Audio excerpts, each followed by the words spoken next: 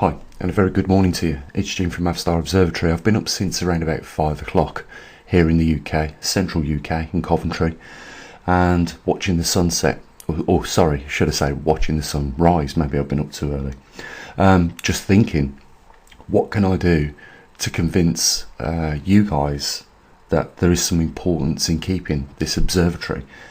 And I want you to really pay attention to what I'm going to show you, because we talk about the truth on this channel, and what mainstream media is telling us is a completely different picture, and we know why that is. At the bottom and end of the day, when we get to the line, what is it that they're interested in? It's raising money, and they must be raising money through man-made global warming. But I really want to show you that that's not the case, and to do that I've got to use facts. This isn't something that I've made up.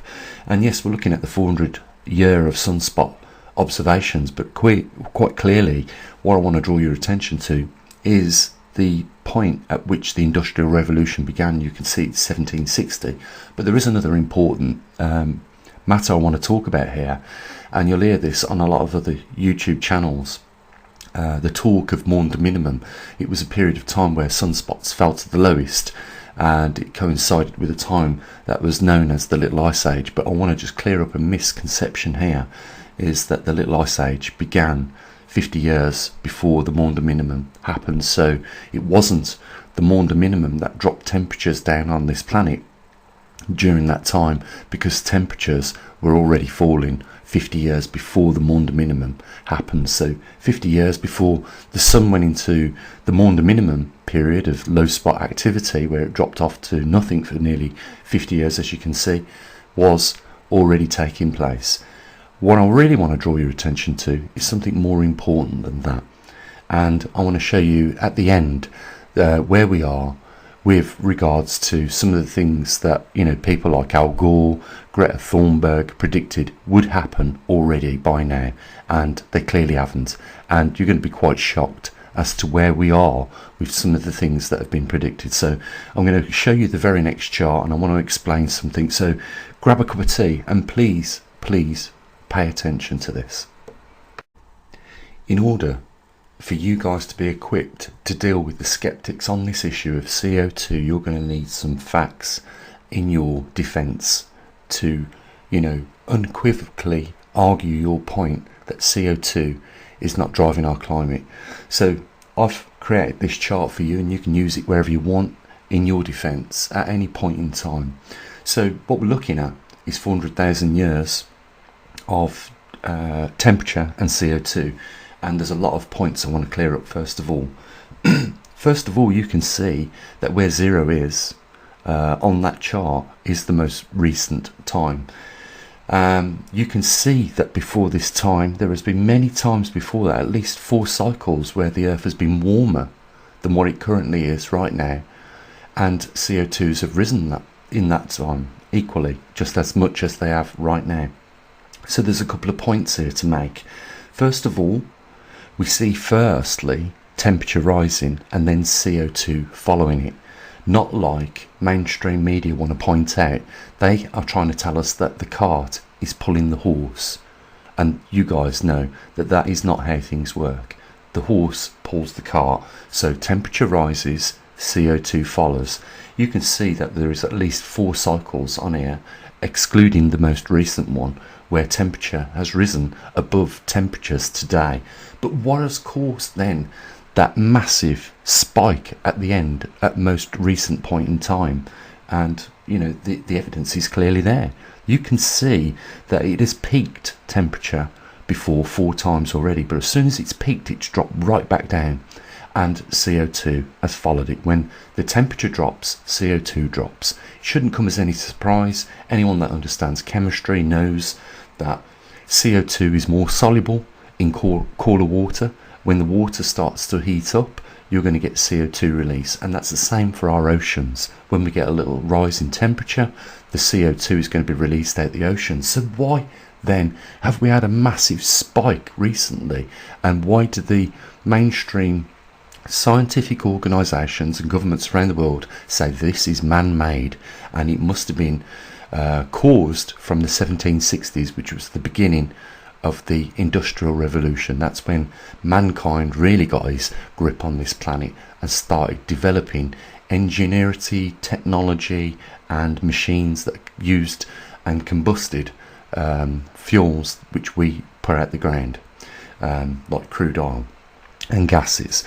But the point is this, is that first of all, I've put a green line to outline all the peaks before where temperature has increased, and I've put some purple lines on there to draw your attention to a few major facts. First of all, you can see where mankind has started to be on this planet as Homo sapiens at just before 50,000 years. Okay? And then I've put an arrow pointing to something that has happened completely different, which hasn't happened before. And this started to happen 10 to 15,000 years ago. And that is a prolonged warmed period. Now, what do you think would happen if we had a prolonged warm period to the oceans? More importantly, what do you think would happen to the CO2 in the oceans? Well, if we had a prolonged period, it shows us that it should produce more, it should allow more degassing of CO2 out of the oceans, which is one of the biggest reservoirs of CO2. Most of our CO2 comes from the degassing, so the slightly warmer the oceans get, the more CO2 they release. And we have had, for the last 10 to 15,000 years, a more warmer period in general. You can see that clearly on this chart, and therefore we're going to get that peak like we're seeing there that we've never seen before. But the thing is, this was not caused by the Industrial Revolution from the 1760s. This started to happen 10 to 15,000 years ago. So mankind clearly was not the cause of the rising of CO2 on this planet, because well before the Industrial Revolution, thousands of years before the Industrial Revolution, there was already more CO2 being released because of the prolonged warmed period.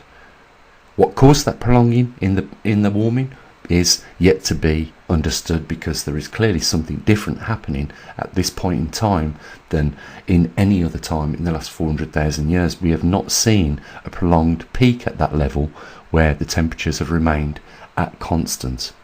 And you can clearly see that on the chart.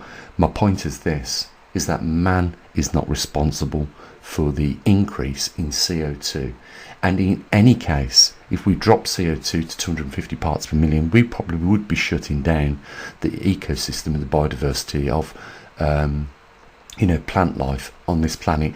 And if we did that, it would spell the end for ourselves as well as all the other species on the planet. So I hope in the last 10 or so minutes I've given you all the evidence you need to show your congressmen, your politicians and those scientists which are not talking about the true facts related to CO2. The only way they could make money out of this is if it was blamed on mankind, and that is exactly what they've done. And CO2 taxes is worth trillions and trillions of dollars, pounds, euros, you name it. And so long as you can keep that on the agenda and keep informing or misinforming the general public, you can keep charging for those taxes. It's as clear as that. Before I end this video, I just want to show you one last thing, because it was predicted by Al Gore that we were going to lose the ice caps, and Greta Thunberg has been brainwashed into thinking that the earth is going to end because of the CO2 levels that we put up into the atmosphere. First of all, both these people, I believe, should be presented with what I've just showed you, because there is, without a doubt, no connection between the rising in temperatures and the rising in CO2 with relationship to mankind on this planet. The evidence is clearly laid out before you. The only other thing I want to show you is this. We're looking at the Arctic sea ice extent, and what you can clearly see from the red line is a 2 million square kilometre increase on previous years, which is quite a different story to what Al Gore was telling us, isn't it? And what Greta Thunberg has been worried about. No talk about this in the mainstream media whatsoever. Something very wrong with the way in which these organisations report on scientific events and natural anomalies. You know, they don't give credit to nature anymore. It's all about mankind, and that is shocking. It shows us how arrogant as a species we've become when we no longer give any credit whatsoever to Mother Nature and our Earth's activities in general. Guys, I'm hoping that you realise the worth of this observatory and the facts that we present, and I'm hoping we can do a lot better than what we have done over the recent month in raising some revenue for this channel to get it out of the trouble that it's got into, or more importantly, not the channel, the observatory. And, you know, we have had a couple of people over the last couple of weeks offer to clear up the entire deficit alone, but they've also asked for some changes to be made. And I don't want to change anything about the way we deliver what we do here at this observatory.